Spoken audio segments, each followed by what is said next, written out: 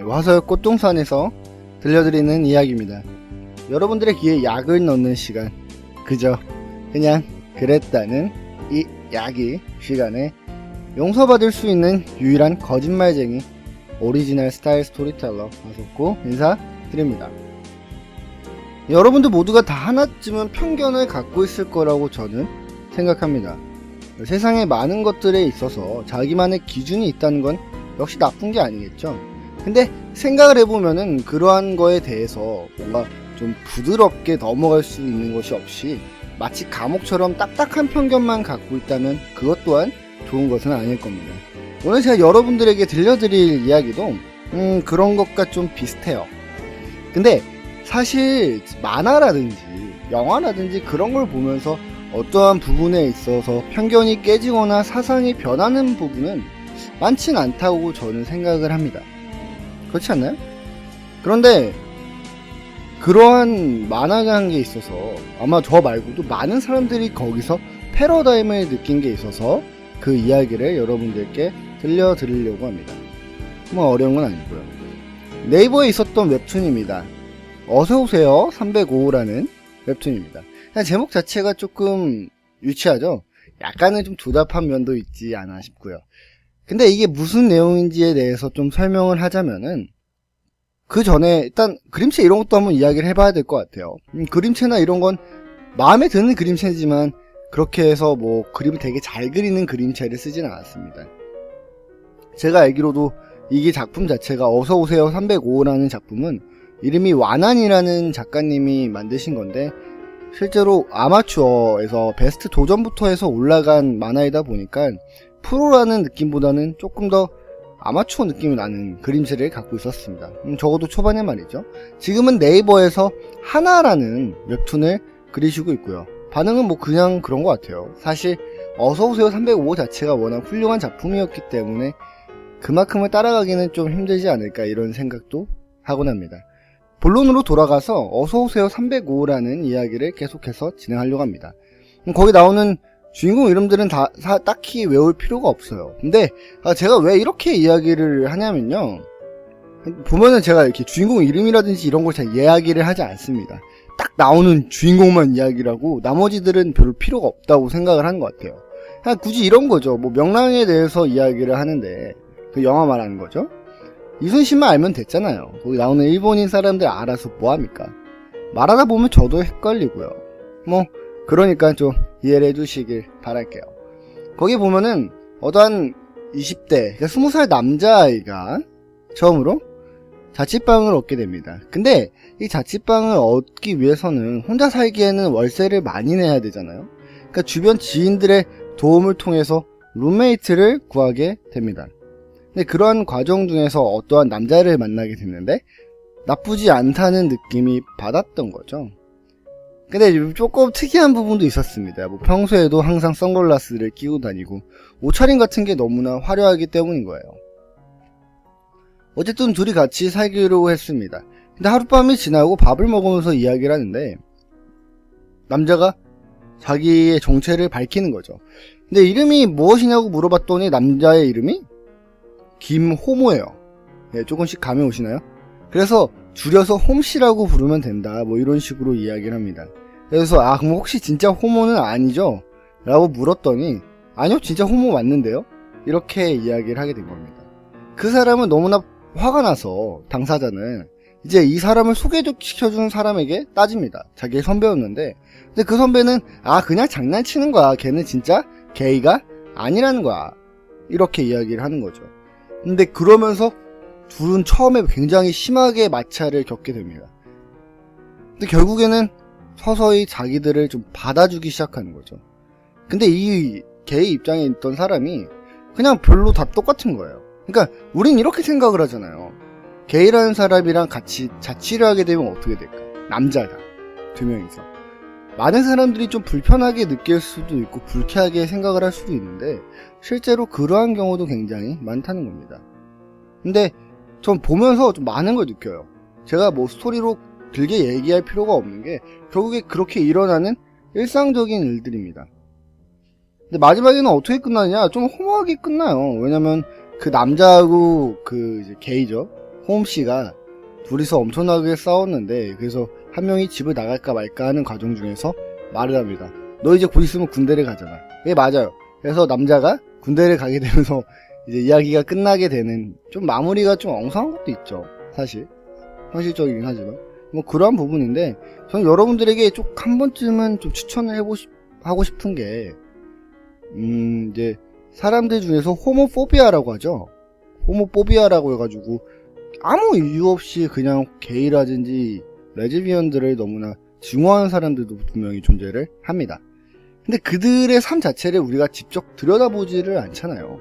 근데 이 작가님 자체도, 이 완한이라는 작가님 자체가 실제로 제가 알기로는 성적으로 그런 성향이 있는 건 아니지만 주변에 그러한 분들이 있었고, 그런 분들로 인해서 실제로 들여다봤더니 자기의 생각이 바뀌었던 거거든요. 그런 거를 과정으로 우리에게 그림으로 그려서 보여주게 된 겁니다. 보면 좀 슬퍼요.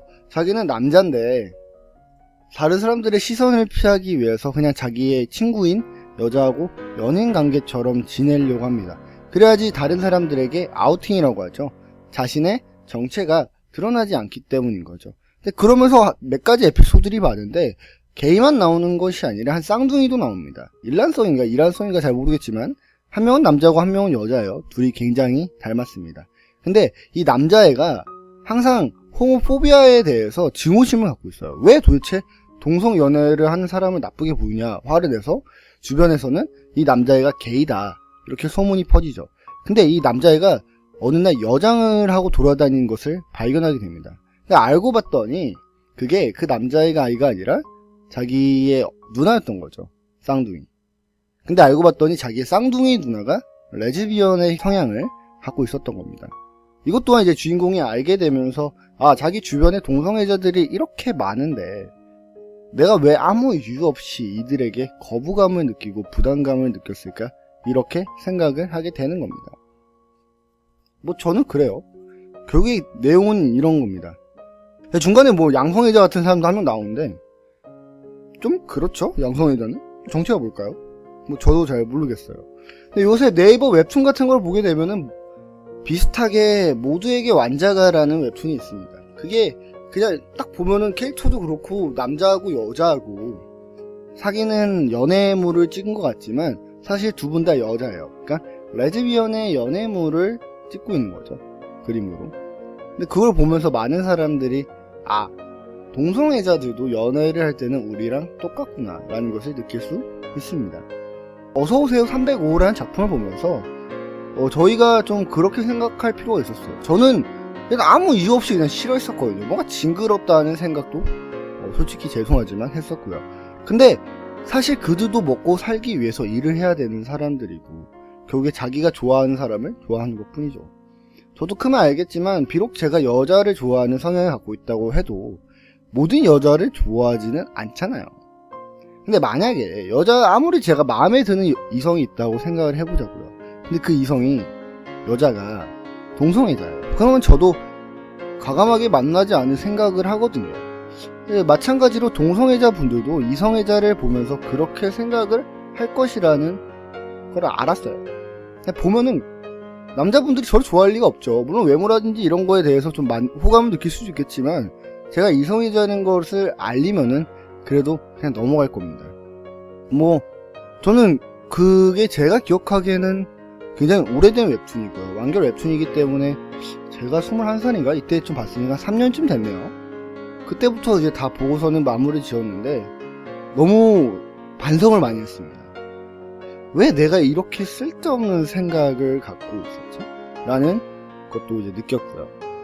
보면은 동성애자분들이 우리 주변에 생각보다 많다고 합니다. 근데 우리가 거기에 대해서 거부감을 느낄 필요는 지금은 별로 없는 것 같아요. 아, 저 사람이 게이래. 하여튼 게이면 어떡하고, 레즈비언이면 어떡합니까? 저는 거기서 막 용어들도 많이 배웠는데, 아, 이 사람이 게이라는 것을 알았다고 해도 함부로 아우팅이라는 것을 하면 안 된다고 합니다. 그러니까, 이 사람이 동성애자인 것을 제가 밝히면 안 된다는 거죠.